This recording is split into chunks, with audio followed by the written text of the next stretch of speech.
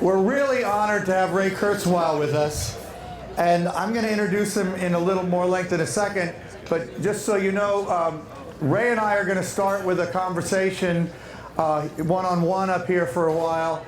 And then we're going to be joined by Benjamin Bratton and Vivienne Ming in a few minutes. And I'll tell you a little more about them when they show up. Ray is one of the world's leading inventors, thinkers, and futurists. He's been called by PBS one of the 16 revolutionaries who made America. And this is amazing, this paragraph. He was the principal inventor of the first CCD flatbed scanner, the first OmniFont optical character recognition, the first print-to-speech reading machine for the blind, the first text-to-speech synthesizer, the first music synthesizer capable of recreating the grand piano and other orchestral instruments, and the first commercially marketed large vocabulary speech recognition. And that was all when he was a really young guy. I mean, he really has done amazing things. He's gotten Grammys. He's the recipient of the National Medal of Technology in the National Inventors Hall of Fame. He has 21 honorary doctorates. He's written 5 national best-selling books, including Singularity is Near and How to Create a Mind. He's co-founder and chancellor of Singularity University and now a director of engineering at Google for the last 4 years, heading up a team developing machine intelligence and natural language understanding. And what we're going to be talking about is very much where AI is headed, what AI means in society, whether there's a singularity coming, what it would mean if it does happen. Obviously, an idea that Ray's been very closely associated with for a long time.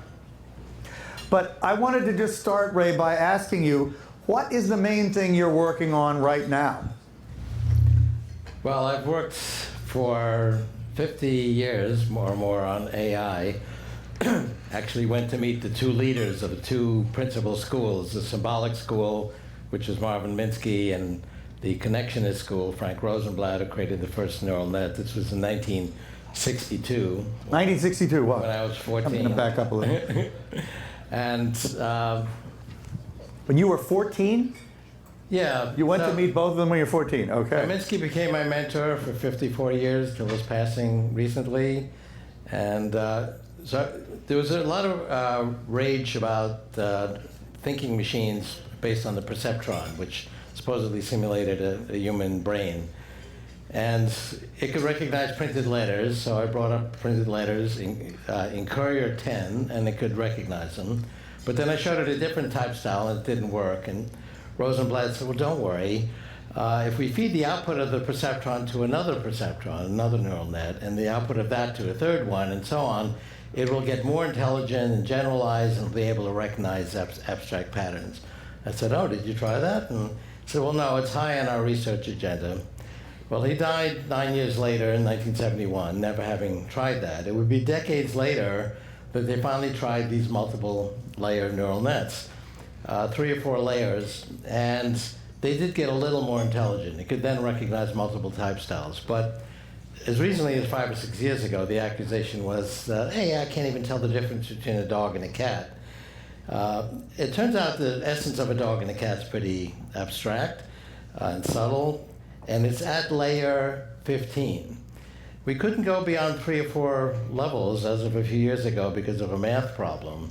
The information, as you went from one layer to the next, would sort of aggregate in a small part of the space. You need what's called a convex error surface. I won't explain what that means. A group of mathematicians, including one of my colleagues at Google, Jeff Hinton, solved that math problem, basically taking the information after each layer and spreading it out. And now you could go to any number of layers. So the program that won the Go championship recently was a 100-layer neural net. And the 100-layer neural nets at Google and other companies can now recognize a dog and a cat and thousands of other categories of images and do it better than humans. That actually accounts for the tremendous surge in interest in AI. There is a problem, though, and that's what I addressed in my most recent book, How to Create a Mind. There's a motto in the deep learning field that life begins at 1 billion examples. And we have 1 billion examples at Google and other companies, which is one of the reasons I'm there, on some things. Google has a lot of examples, Like, yes. like dogs and cats. We have lots of dogs and cats. We also have a lot of language, but it's not annotated with what it means. So, and we don't even know how we would annotate it. So we need to, that's the big challenge now in AI, and it's what I'm working on, and it's what I talk about in my book. How can we learn from less data? Humans can learn from a small amount of information. Your significant other or your boss tells you something once or twice. You might actually learn from that. Some humans do that. And we don't always need a billion examples to learn. So that's the big frontier. So I'm working on that. I'm working on understanding natural language. You know, long term, we'd like to move capabilities like search and language translation from keywords to actually understanding the meaning of what's being written about. When Google comes out with something like Google Home, are you at all involved in that? Well, I have a research team that's working on this general problem of language. So we're involved in language tasks. And So maybe a little involved with that one. That looks like it could be pretty cool. By the way, I never even told my people we have one coming at the office as soon as we get home, because they just shipped them, I guess, last Friday or whenever. So are you still thinking a lot about the singularity, and what's your current sort of estimation of what that means? Well, I have two key dates. 2029, when computers will actually understand human language at human levels. That's what we call a Turing-complete task, meaning it needs the full range of human intelligence to do that. So to pass a valid Turing test, a machine couldn't use sort of cute natural language processing tricks. It would have to actually be at human levels of understanding. And I've said consistently we'll achieve that by 2029. Now, we can already do a good job if you can read it at levels that are not quite as good as a human, but make up for that by reading more documents. So Watson, for example, from IBM, read 200 million pages, including all of Wikipedia. It might read one page and say, aha, there's a 56% chance that Barack Obama is president of the United States. Not for much longer, but and you might read that page, and if you didn't happen to know that, conclude there's a 98% chance. So you did a better job than Watson in reading that page. So why is it that Watson could get a higher score than the best two human players in the world at Jeopardy, which is a broad knowledge and language game? Well, it makes up for its weak reading by reading more pages. So that's the threshold we're at now. So what I'm saying is by 2029, they will read at human levels, do that on billions of pages, and also be human in other types of tasks. One after another, tasks that we used to associate with humans have fallen to AI. You know, people say, oh, well, computers would never play chess, and so that happened in '97. They'll never play master levels of Go. They'll never drive a car.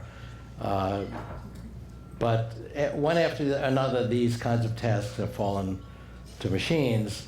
They'll be able to achieve the full range of human intelligence by 2029. Now, I wrote that, actually, I gave a range around that date in my 1989 book, The Age of Intelligent Machines. I said 2029 in The Age of Spiritual Machines in '99. Stanford held a conference on this startling claim, and we took a poll, and the consensus of AI experts is it would be hundreds of years, if ever. 25% thought it would never happen. 2006, there was a conference at Dartmouth called AI 50 on the 50th anniversary of the 1956 Dartmouth conference that gave artificial intelligence its name. And the consensus then was 50 years, so it was moving closer. I was still saying 2029. The consensus, the it being, what is the target exactly, just define? Computers achieving the full range of human intelligence. And is that what you call the singularity? Is that, okay, because I want to make sure we define that but for. But that's a stepping stone. Right, okay. So the next step is in the 2030, I mean, I talk a lot about exponential trends, the exponential growth of information technologies, but another exponential trend is miniaturization. I mean, this little computer is actually 1 billion times more powerful per dollar than the computer I use as an undergraduate, and it's also 100,000 times smaller. We'll do both of those things again in the next 25 years. So in the 2030s, we'll have robotic computerized devices the size of blood cells. They'll be intelligent. We'll have millions of them in our bloodstream. They'll keep us healthy by extending our immune system. They'll go inside our brain and feed signals directly to our brain as if they were coming from our real senses, our eyes, ears, tactile sense, providing full immersion, virtual and augmented reality from within the nervous system. And most importantly, they'll connect our neocortex to the cloud. Now, I mentioned this is 1 billion times more powerful than the computer I used as an undergraduate, but that's not the most interesting thing about it. If I want to extend its capability 1,000 or 1,000,000-fold, it communicates wirelessly today with the cloud, and we can access all of human knowledge, which doesn't fit in the phone. We can't do that from our brains directly. We do it indirectly through these devices. We'll connect our brains directly to the cloud, 2035 scenario. Not just to do capabilities like search and translation directly from our brains, although we'll do that, but to actually extend the scope of our neocortex. So instead of having 300 million pattern recognition modules, which is my description of how the neocortex works, we can have more. We can have 1 billion or 2 billion. And then our thinking will be a hybrid of biological and non-biological thinking. However, the non-biological part is subject to the law of accelerating returns. The cloud is doubling in power now every year as we speak, and that will continue. We got more neocortex 2 million years ago, you might remember. We got these big foreheads. That gave us additional neocortex. We put it at the top of the neocortical hierarchy. That was the enabling factor for us to invent language and art and science and conferences on technology. No other species does that. But that was a one-shot deal. The most important thing, of course. That was a one-shot deal because our bigger foreheads became a challenge for childbirth, and if it had continued to grow, we wouldn't be able to be born. This next expansion, where we connect wirelessly our neocortex to synthetic neocortex in the cloud, will not be a one-shot deal because the non-biological part will grow exponentially. So now the singularity, if you do the math according to my formulas of the law of accelerating returns, will multiply our intelligence 1 billion-fold by 2045. That's such a singular transformation that we borrow this metaphor from physics and call it the singularity. That it's 1 billion times more capability than the human brain can achieve on its own. Unenhanced. And we're already not unenhanced. That's a double negative. I mean, we are enhanced through these devices, but we'll directly multiply the scope of our neocortex. Our neocortex, I describe in How to Create a Mind as a series of modules. We have 300 million of them. This has actually been recently confirmed by the European Brain Reverse Engineering Project under Henry Markram. He's noticed a module of 100 neurons that's repeated 300 million times throughout the neocortex, and they're all basically the same.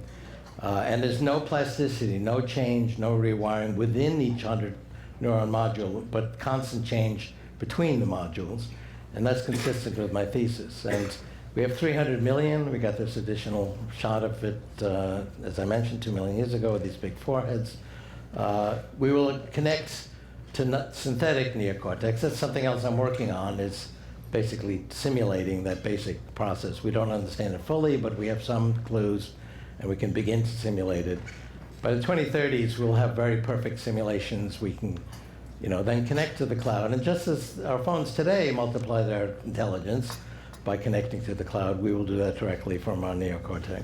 Now, you mentioned before we have connected devices of some sort throughout our body in the millions.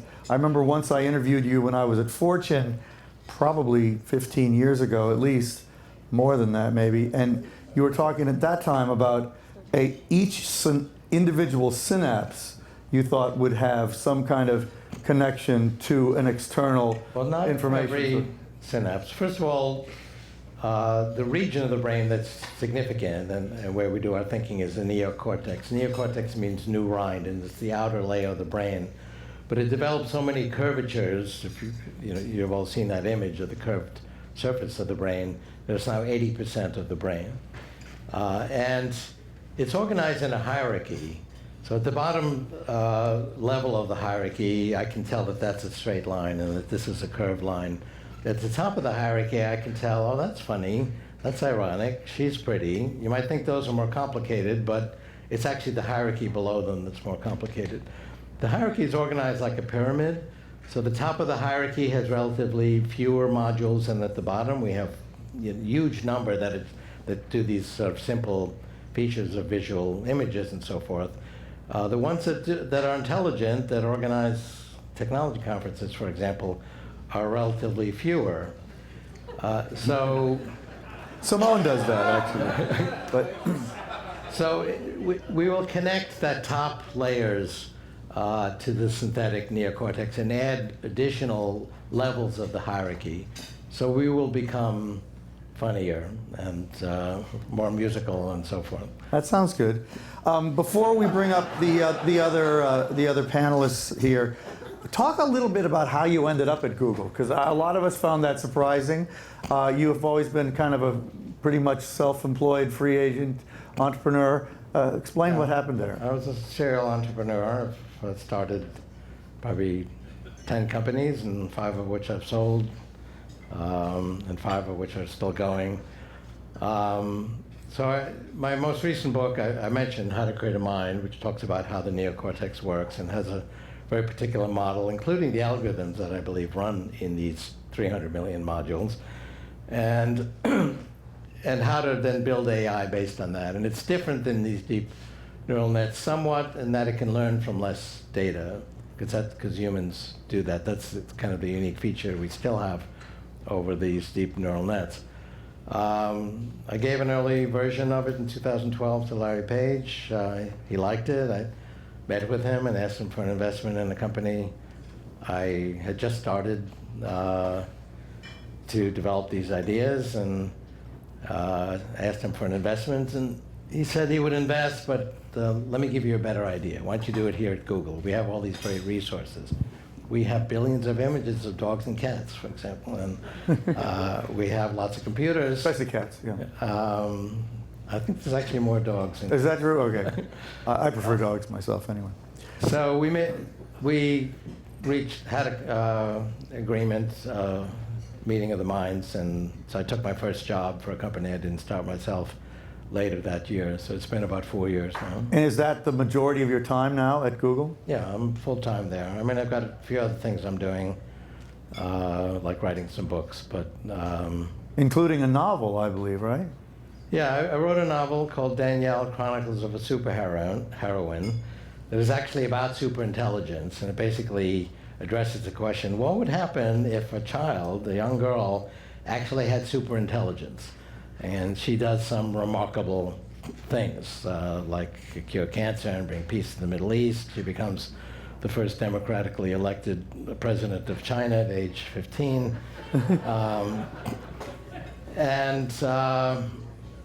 There's a companion book with it, which is called A Guide for Superheroines and Superheroes, basically how you can be a Danielle, and that's actually longer than the novel, because it takes time to explain this to people that aren't super intelligent like Danielle. So that's, it's going to be published by Wordfire. It should come out next year.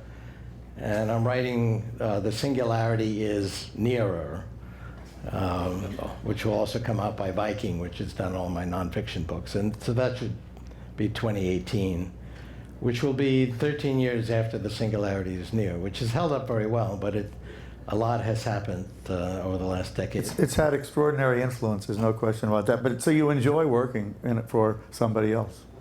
Well, Google's a very unusual company. It's got 60,000 employees, but it really does have the kind of an entrepreneurial spirit. Remarkably, it's very much bottom up. All the engineers and people in the other departments kind of decide what they're going to do. They've got some guidance in terms of what the goals are of Google, and somehow it all self-organizes. It's not top-down, like, okay, we got this project, you're going to do this and you're going to do that. So it's very creative. It's sort of moonshot ideas are very well publicized. It's a bold company. For example, it bought this little app with kind of cute little cat videos for $1 billion, and people said, why would they spend $1 billion on a little app that has cat videos? Today, YouTube is bigger than network television, so they do a good job of really realizing these visions. Okay, well, let's broaden our conversation a little by bringing up Vivienne and Benjamin. So please come on up. So Vivienne Ming is chief scientist at ShiftGig and formerly of Guild. She's finding ways to use technology to connect directly with job opportunities, so people use it to connect their skills and talents directly with job opportunities. The word people was missing from what I'm reading. I normally don't read anyway. Why did I do that? But she's also someone who wrote a piece in our magazine that's really quite interesting. It's a fictional piece imagining what would happen if an AI were to replace a financial analyst, and it sort of envisions that very afternoon and ends on a somewhat Trumpian note. So you were somewhat prescient because your main character, ends up more or less heading to a Trump rally. So there you go. She's also co-founder and managing partner of Socos, a cutting-edge educational technology company, which applies cognitive modeling to align education. And basically, she's a theoretical neuroscientist. Is that the right terminology? That's what we call it at UC Berkeley. Yeah. What does that mean?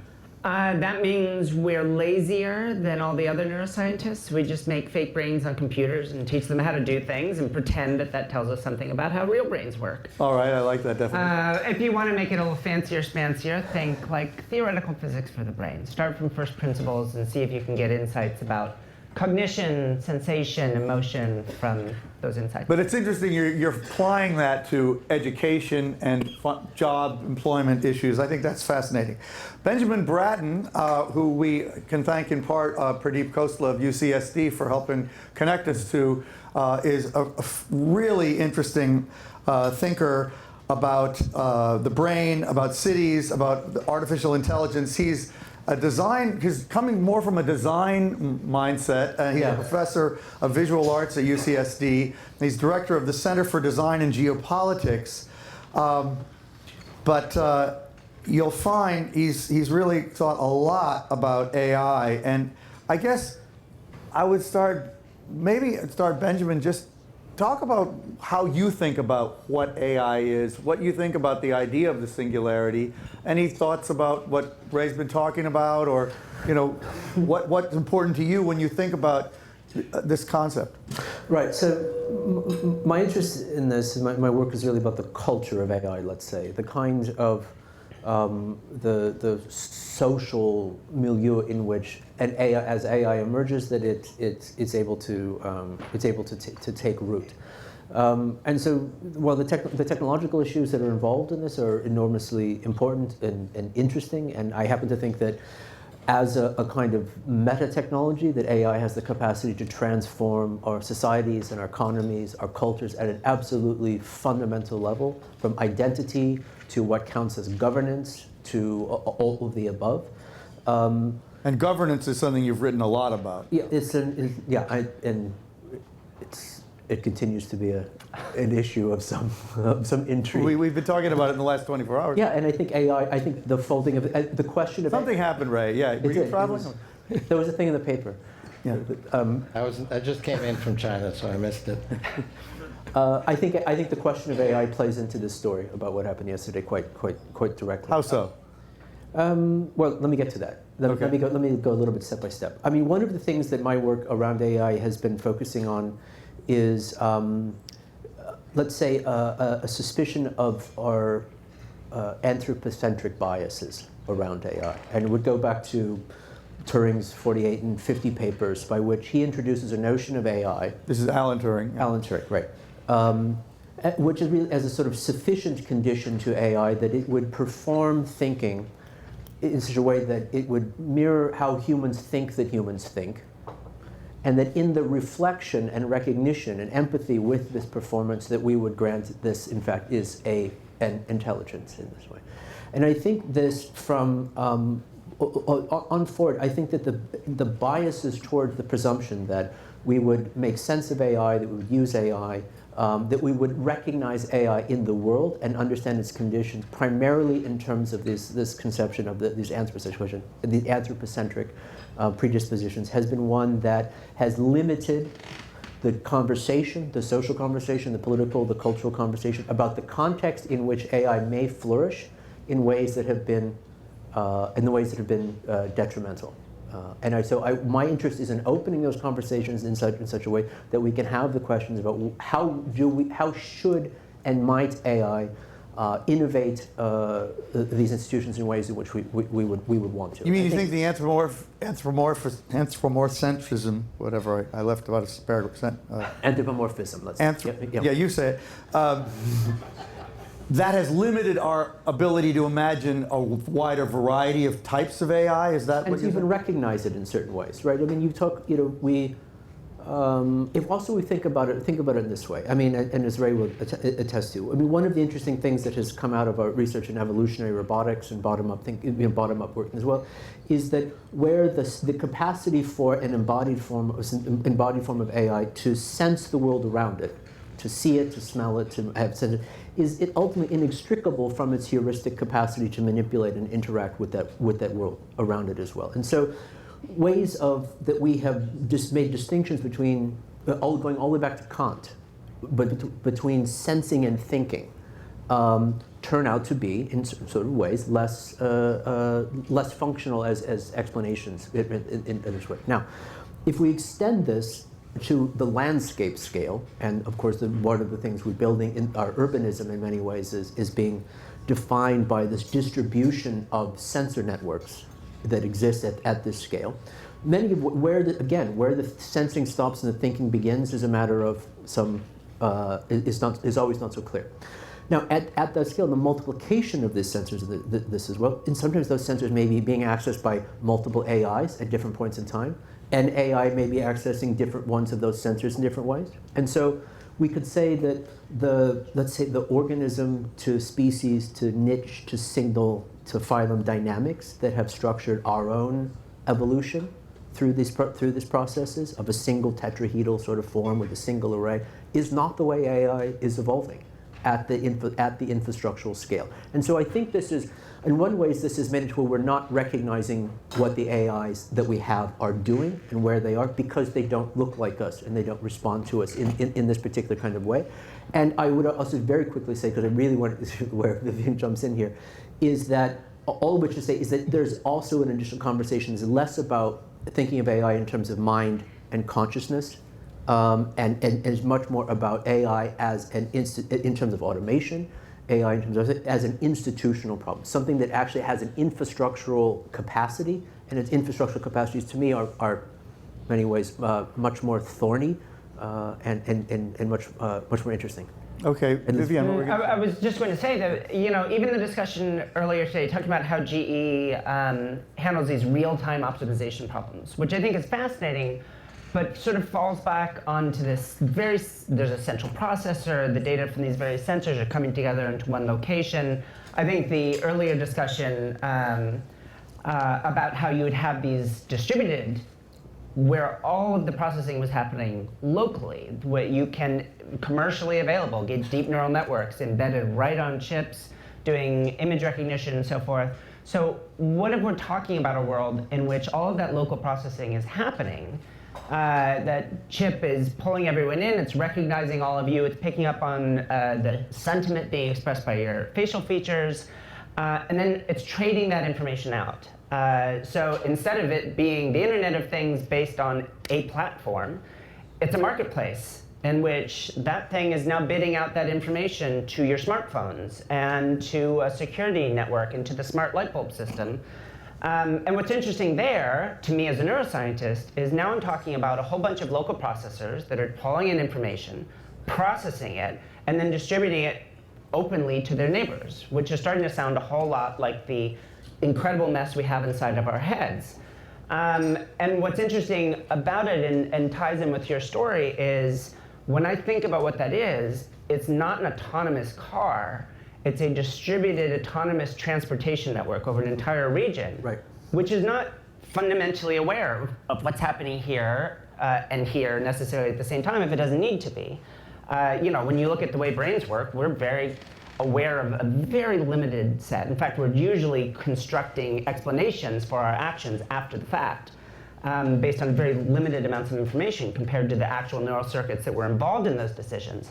I expect to see much more like that. Autonomous minds, which are turning parts of its internal mining structure on and off in response to its predictions about likely commodity prices for what's being mined out of it. Again, at a scale and possibly with communication limitations internally in the mind, that means there's no single system which is directly controlling it, and certainly no sort of embodied bot I would expect someone to be having a conversation with. So both of you are sort of talking about this possibility of AI being more of an emergent phenomenon, right? That's kind of something that happens somewhat organically as intelligence is more and more widely distributed in systems, whether it's in a city or potentially in other contexts. I can offer a brief comment on that. I mean, I agree with what's being said, but it's not either or. We've always used machines to do the things which we're not very good at. So, you know, we can't even remember a handful of phone numbers. If I ask you to recite the alphabet, most people here could do that. If I say, okay, recite it backwards, that's a trivial operation for a computer, but you can't do it. So computers can do things that we can't do. And one thing they're very good at and getting better at with the law of accelerating returns is being able to operate at vast scale. And so we have these exponentially growing sensor networks, and which is kind of the senses of this super mind, and we have very limited sensory capabilities in comparison, and it can do things that we can't do, and that's always been the case. However, human intelligence excels at certain things, and computers have not been able to understand language at human levels. They can't read a novel and give you a good summary of it and write a decent review of a movie and so on. That is really what I've talked about, and it's not either or. The 2029 date is when they really will match human abilities in this kind of ever-growing, smaller category of things that we excel at. But my view is it's not an alien invasion of machines coming from Mars to displace us. It's we create these tools to extend their own reach, and we're already smarter, you know, because of these brain extenders. But you don't disagree that AI, something you would recognize as AI, could emerge from, say, a connected urban infrastructure where intelligence was distributed at the edge in enough density that there was some kind of ultimate emergent intelligence that we would see as a new form of intelligence? We create AIs with particular tasks, but then we put out millions of them in a distributed fashion, and so it will create a kind of community that has its own personality, but that's true of humans too. You know, every audience that you and I speak to has a different personality, and different groups have a personality that's kind of a supermind. In fact, we created communication technology so that we could amplify our cognitive abilities by communicating with each other.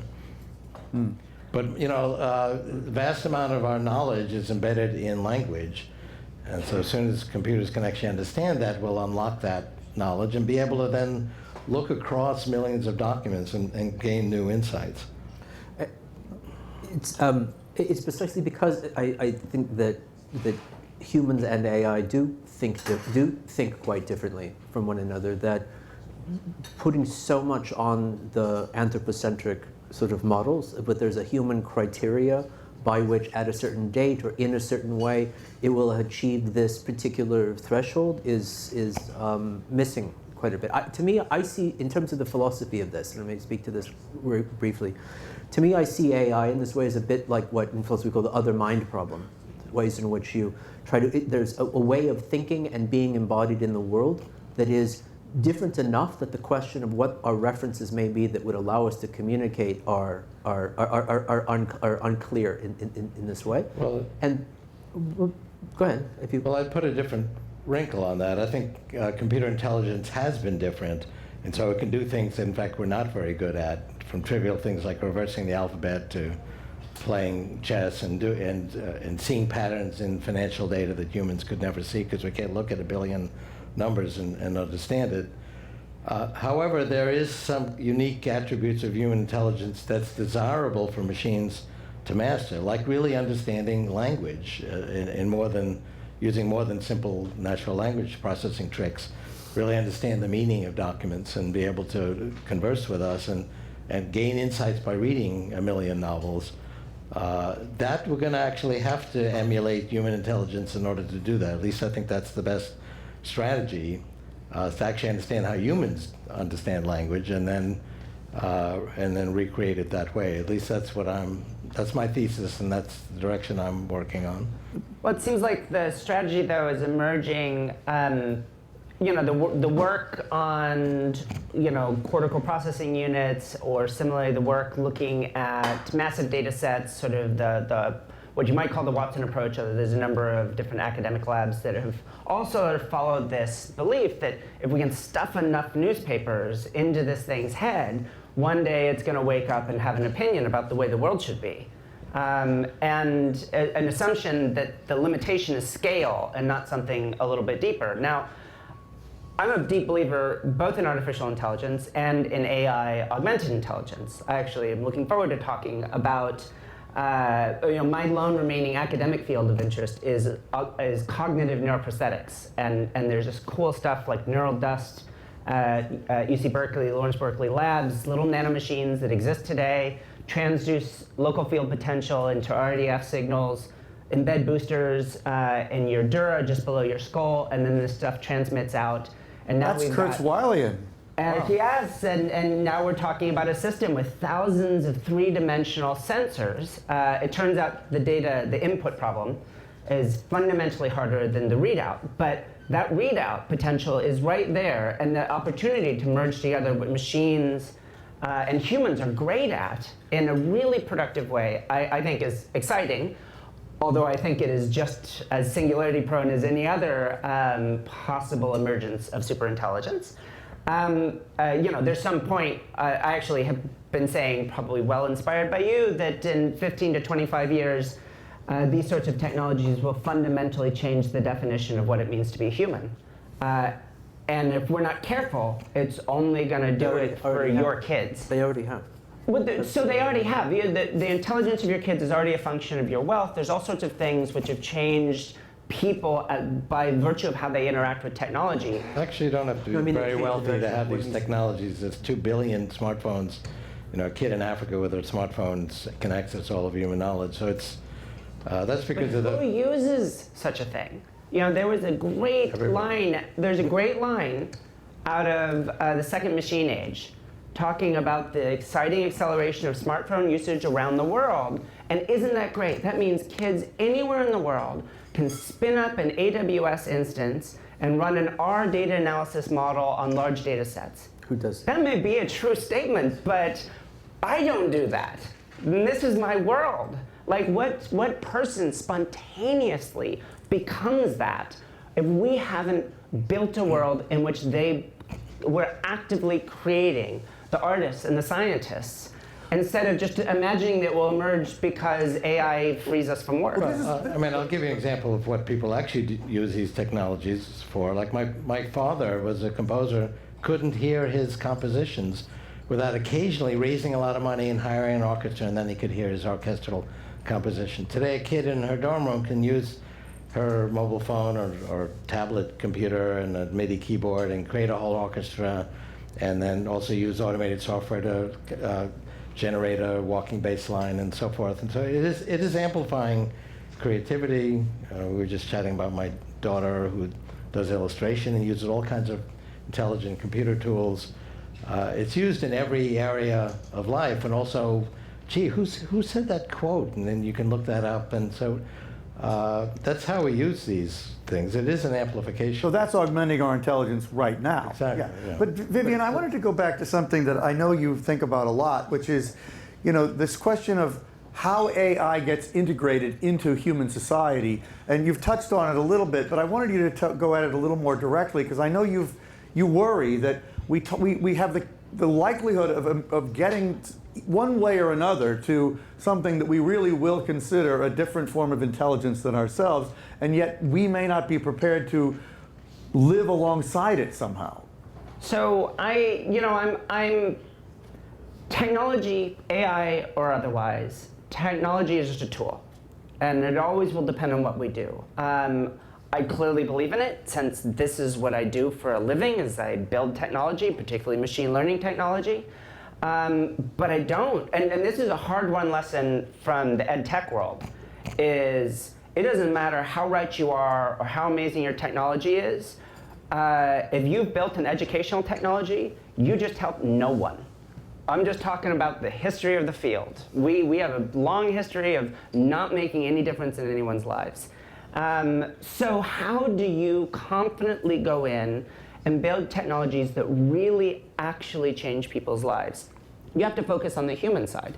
So in this context, one of my genuine worries is our debate seems to be, and I realize this is a trivialization or misinterpretation perhaps of how some people have characterized some of your comments, but it tends to be this dark AI god which will destroy us versus a techno-utopia, where simply by inventing technologies, the world is this amazing place, it becomes Star Trekian, and we're all fully realized as a result, because now we don't have to bend over and pick strawberries anymore, which none of us have ever done. But so I think what actually is the case is the question is, as these technologies develop, as they are played out in the world with greater and greater impact and accelerating every day, if you're doing the same job last week that you were doing today, be really worried, because someone like me is going to come along and think, I bet I can automate that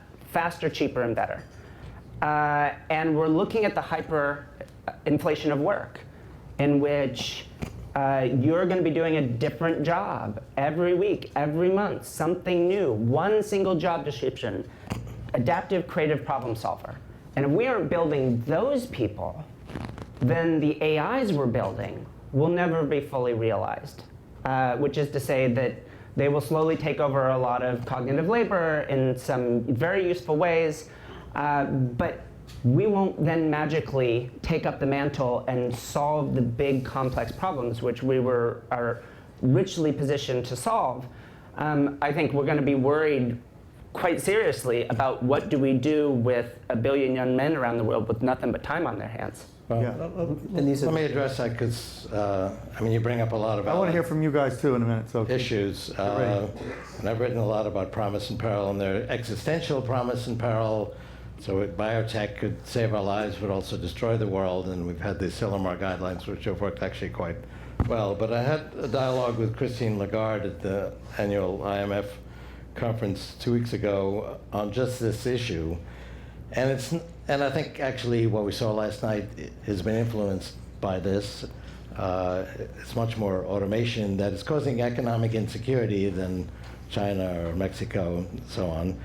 But this is not the first time in human history that we've done that. I mean, how many jobs circa 1900 exist today? And if I were a prescient futurist in 1900, I'd say, okay, a third of you work on farms, and a third of you actually was 37% work on farms and 25% work in factories. But I predict in 100 years, by the year 2000, it'll be 2% on farms and 9% in factories. So it's a reduction overall of 7 to 1.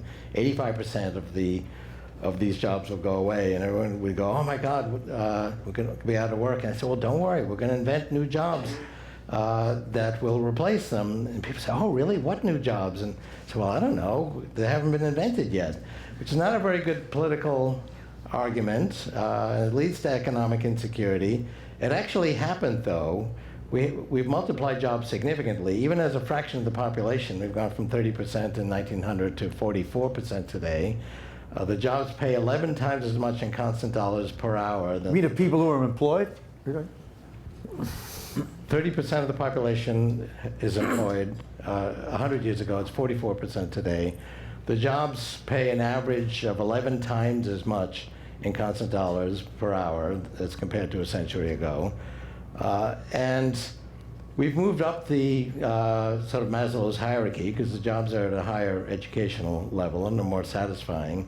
So for example, we had 52,000 college students in 1870. So what you do was not a meaningful part of the economic profile 100 years ago. Today there's 20 million, plus 5 or 6 million faculty. So that's about 20% of the workforce is either a student or a professor, and that's just higher education. So what are they doing? They're studying poetry and art and science and brain science, something that was unheard of 100 years ago. And there's lots of other examples like that. But it remains an economic insecurity. We're actually moving in the right direction. Even over the last decade, the percentage of the population working has gone up. The wages have gone up in constant dollars. However, people look and go, oh my God, I'm driving a car, a truck, what's going to happen to my job? And there's lots of different categories where people have this economic insecurity. And insecurity is, in fact, a big motivator or demotivator, and has a substantial political influence. And I think that's what we're seeing. I definitely want to bring you back in, but I got to say, though, 100 years ago, there was a fundamentally different problem, which is if I didn't need you on the farm anymore, in 6 weeks, I could train you to work at the factory. There's nothing I can do with someone in 6 weeks that's going to train them for the kind of future jobs that we need.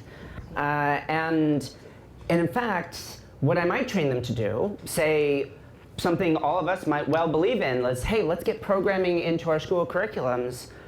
That's a pretty shaky promise. It's the last thing you want to do. Because I honestly don't think by the time those kids graduate that there will be a job for programmers. But if you talk to young people today, they're not working or planning to work in farms or factories. They are learning illustration with tools and creating apps for mobile devices and creating websites. And the reality is that the number of jobs is actually moving up, and there's also a lot of new types of economic activity that are not exactly jobs, where people make money with Airbnb or with selling things on eBay or doing work for websites and making money that doesn't register with the economic statistics, and still the statistics move in the right direction. So it's always, the people didn't move from the farms to the factories.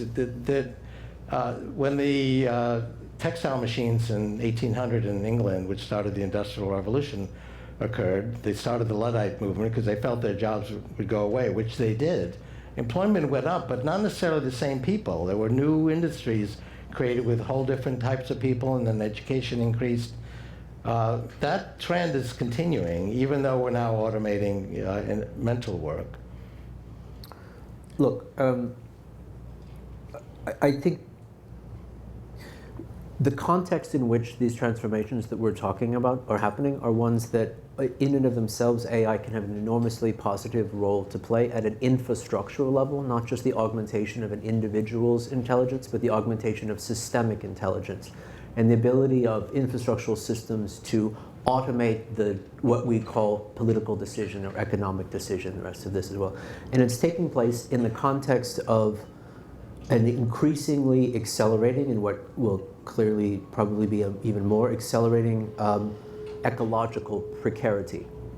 The planetary substrate on top of which this emergent intelligence may in fact appear is one that's its ongoingness is in particular question. I happen to think that AI is a big role to play in shifting and understanding what forms of ecological governance may be necessary to sustain the kinds of systems that we want. I think what we saw yesterday was an example of the fact that AI and automation more generally, and I mean not just the automation of labor, but the automation of the movement of matter through logistical systems, supply chain systems, and the rest of it, and so forth, has already destabilized to a certain extent what it means, or the sense of what it means to be human, in ways in which we need to think quite seriously about. The term Anthropocene is one that's we hear a lot, and it refers to this notion of a geologic era that is defined by the agency of humans, of a particular species, but it also can be understood at the anthropos of Anthropocene can be understood as the agency of a notion of humanism, of the idea that the human experience of human experience is of paramount and central conceptual importance in how it is that we organize our industries and these systems as well. And I think it's certainly something that humanities has a difficult time sort of dealing with. But I think we need to be I really would want to see a shift in the discussion around AI precisely to a level of systemic intelligence that may allow for a kind of longer term durability in this way. I happen to think AI will be what I call Copernican traumas, Copernican traumas are these sort of moments in history where some sort of way in which we thought we were the central special case species, whether it's the planet that was the center of the universe, or Darwinian biology was a Copernican trauma, neuroscience is a Copernican trauma of demystification of mind. The queer theory is a Copernican trauma in terms of other theories as well. AI will prove to be a Copernican trauma. We don't deal with Copernican traumas very well. There's enormous pushback.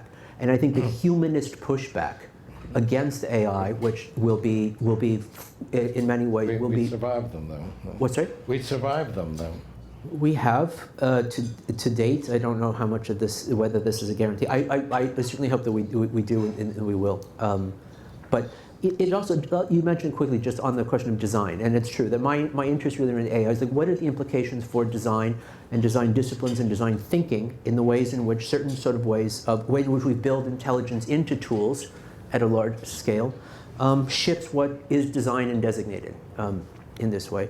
And it's also I think there's an important conversation to have around the indirect effects of AI and automation. And driverless cars is a good example. You know, if you go to an architecture school, and I have spent a lot of time in architecture school in design, the way they deal with the questions of driverless cars is not about how do we optimize the sensors on the cars or the decision-making systems on the cars or the pathfinding algorithms on the cars. What are the implications for the rest of the city?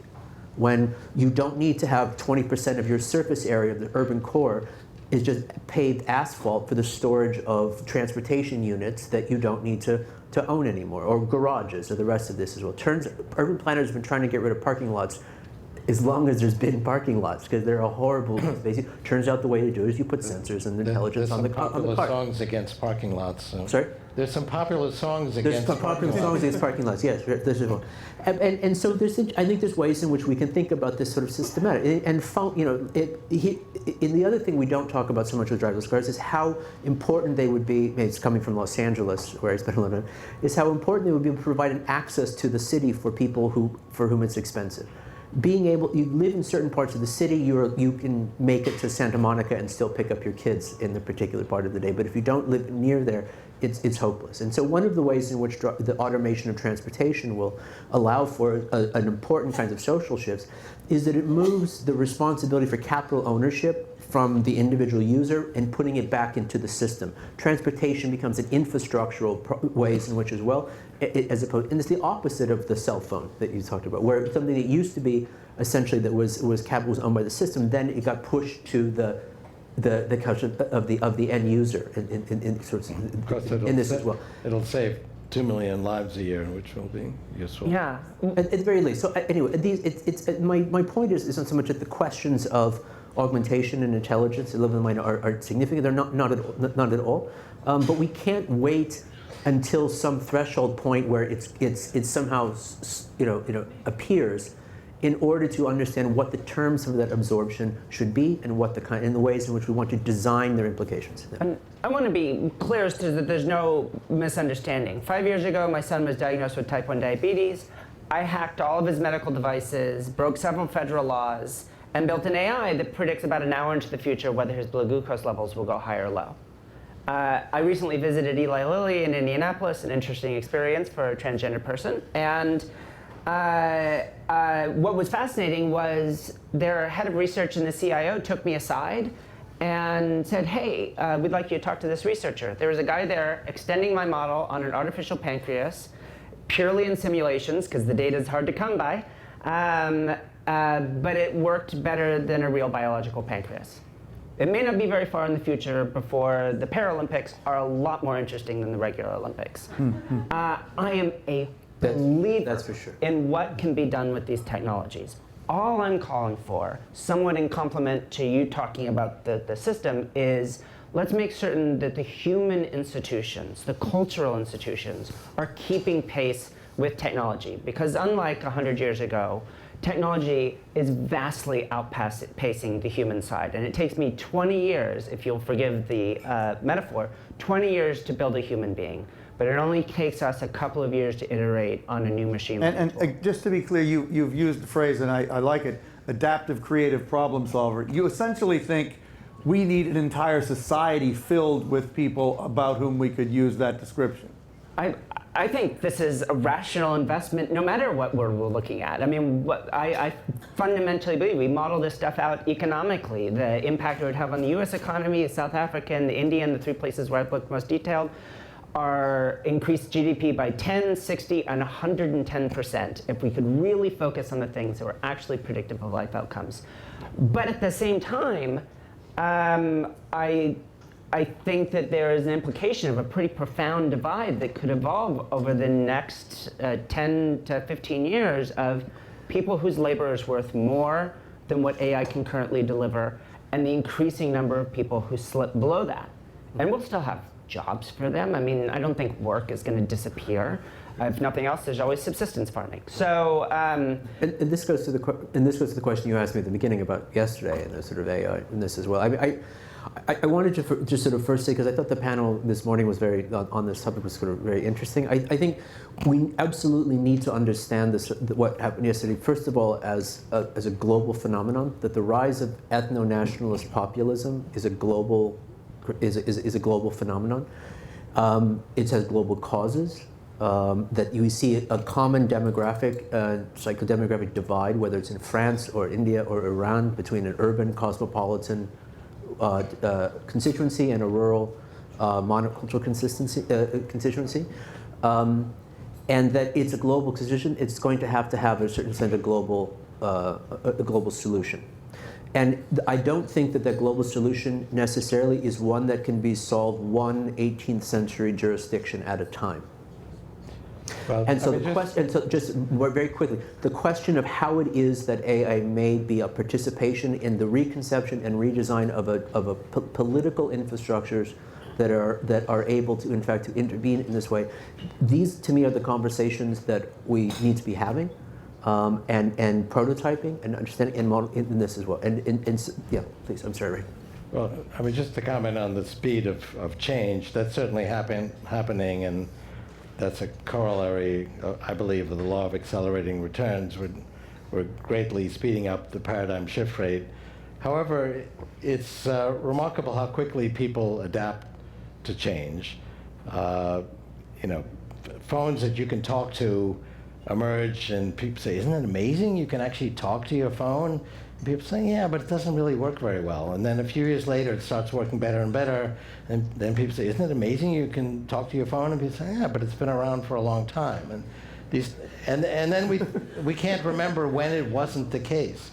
An automated pancreas or any kind of solution to type 1 diabetes or any other condition is adopted very quickly once it's shown that it can work, and people then would not even want to think about a few years earlier when it didn't work. We adapted these technologies very quickly. Think about what life was like 3 or 4 or 5 years ago. If you were to describe the nature of the technology and how we lived our lives, it was very primitive. There weren't social networks just 6 or 7 years ago, and Wikipedia isn't that old. And just imagine life without search engines. That's only about 15 years. We very quickly adapt to these changes. And it's not going to be a matter of, geez, there's going to be some people who can't compete with the AIs. The AIs is not a civilization apart. It's not an invasion from Mars of intelligent machines. We create, as you said, these are extensions of ourselves, and they are already. I mean, who here or anywhere in the world can do their work or get their education without these brain extenders? So we're very intimately merging with them. And these dystopian AI futurist movies where it's the AI versus the humans for control of humankind is not the way it's unfolding. We don't have 1 or 2 AIs in the world today. We have 2 to 3 billion, depending on how you count, and it's very deeply and intimately integrated with humanity. Well, this is pretty heady stuff for after dinner, I realize. And I do want to hear from you all. Okay, so we'll go back there, then here to Mark, and then there. Okay. Robert, that's great. I'm wondering, are there any You asked a lot of questions. cognitive functions that you think AI won't be able to cover or do as well as human beings at some point in the near future? Well, I think the whole point when I say by 2029 computers will master human intelligence, that will encompass the different things that humans do. In fact, the cutting edge of being human today is getting the joke, being funny, creating beautiful music. No other species does that. Every human culture I've ever discovered has done music.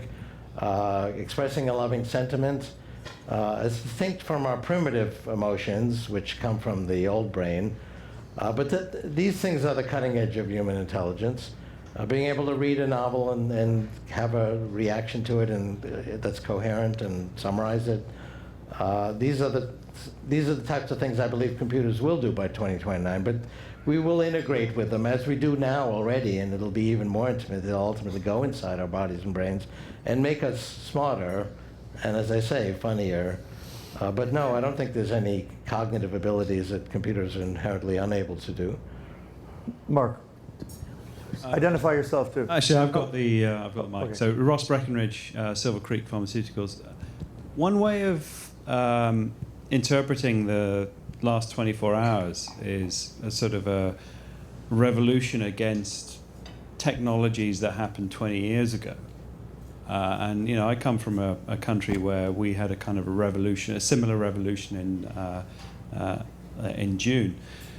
What do you think the effect of what you're talking about now is going to be on society in a few years' time? And if you're thinking about, I mean, especially Ray, as part of a commercial company trying to leverage this, what efforts would you have to make to change society before you can introduce these things without causing some huge revolution? Well, I agree with the panel that we need to actually think about these things and create social structures and economic structures where people don't feel left out. I think people are in fact not left out.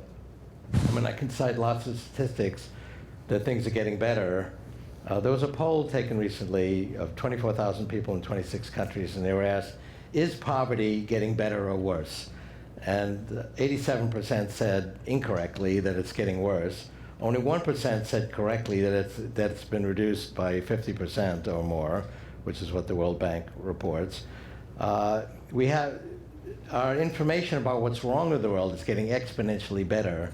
So people really think things are getting worse. The world's getting more violent. That's the opinion. It's, you know, if you read Steven Pinker's book, The Better Angels of Our Nature, this is the most peaceful time in human history. And people say, what, are you crazy? Didn't you read about the event yesterday and the day before?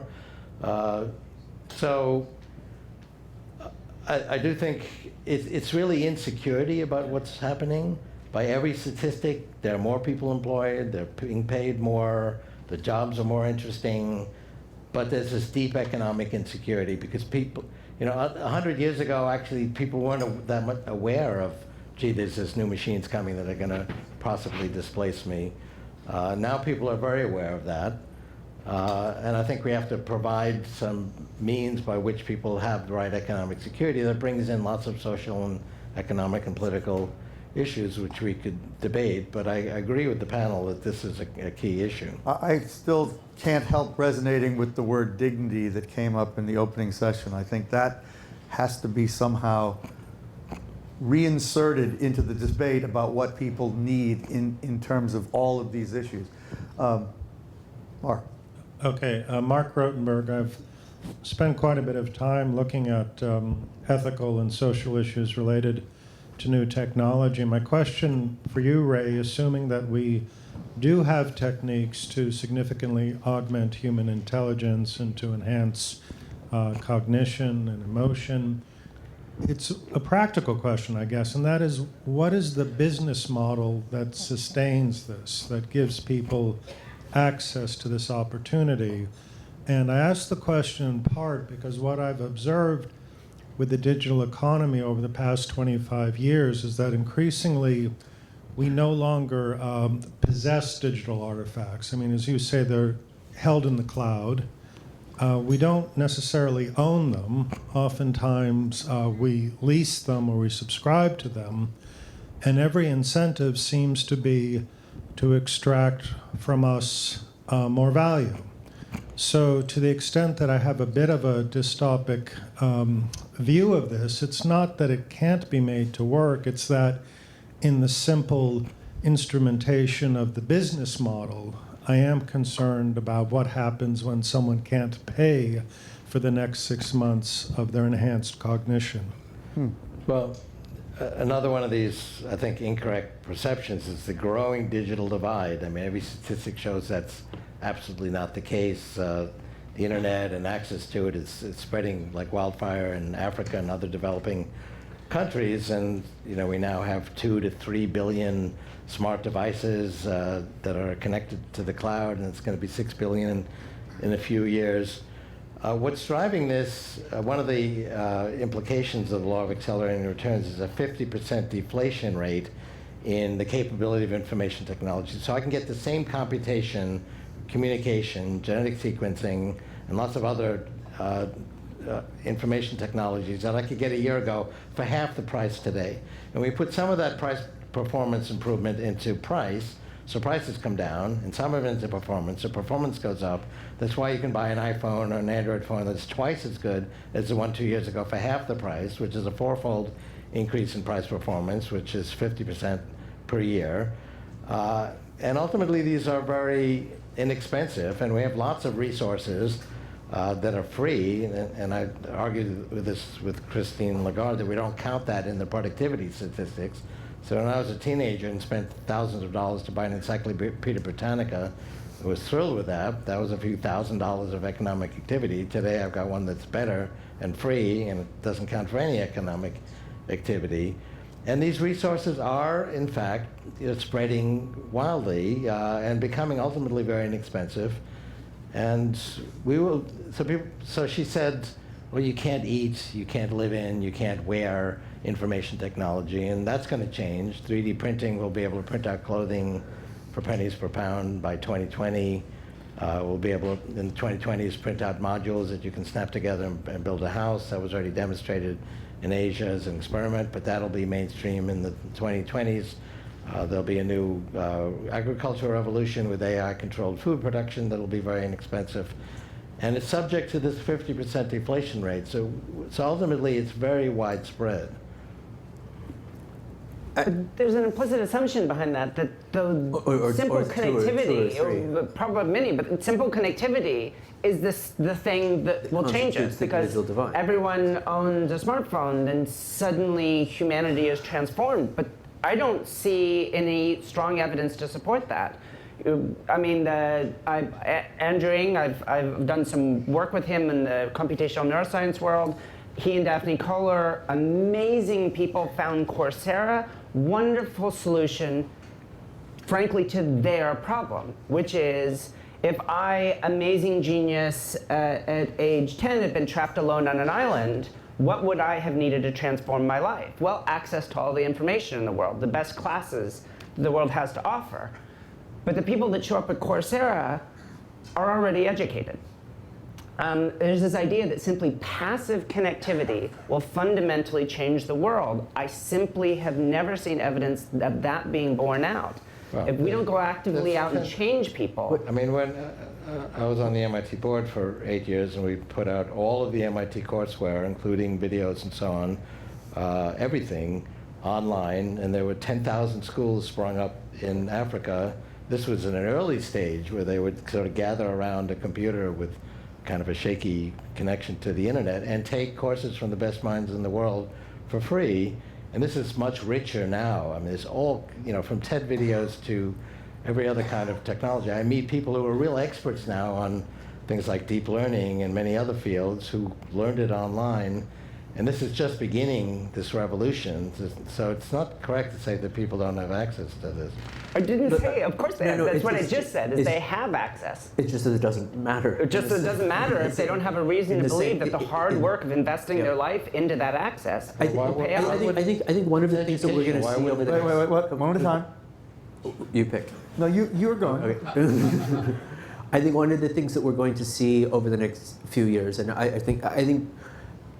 would say that I also think that the futures that are going to emerge are far more conditional than they generally get described. I'm uncomfortable about talking things in terms of will and so forth and so on, as it's a matter of a kind of disclosure of revelation. But One thing I would say is that I think over the next few years, one of the things that we're going to see in terms of AI and its application at these sorts of levels is, at least in the initial phases, is a certain kind of AI skeuomorphism, where we're applying AI to systems or processes that are sort of recognizable and had a particular kind of social or economic value at a point in time. And we feel that if we can accelerate and automate those things, for example, all the things that we sort of described, that the actual effects of those things would somehow remain the same.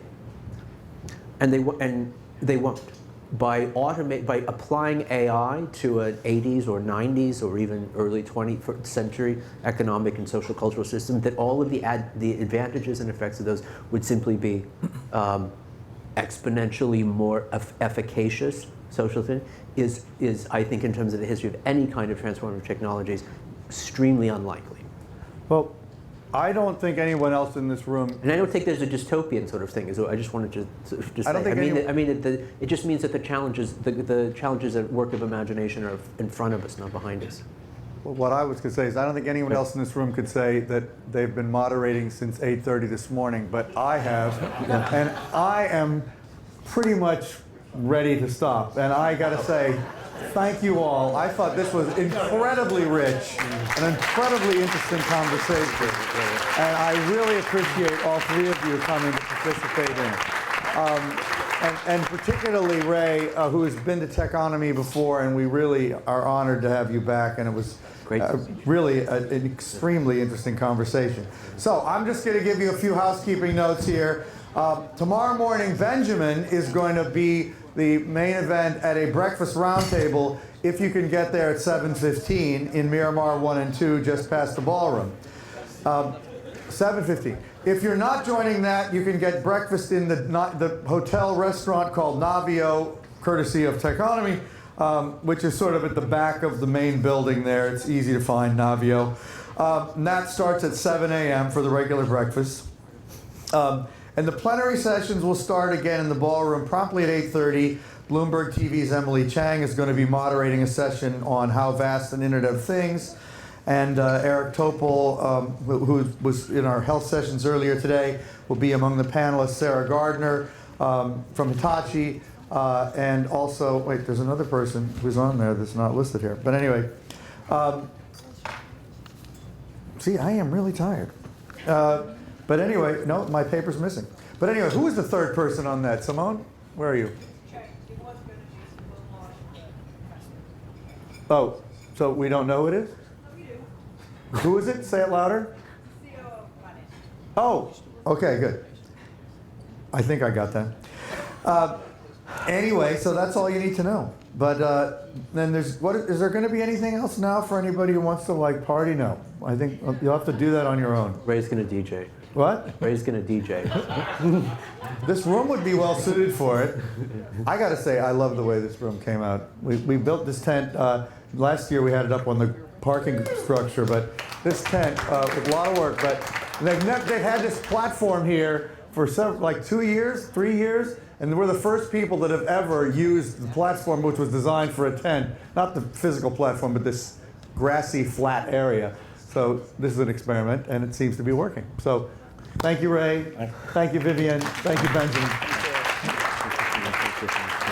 Thanks so much.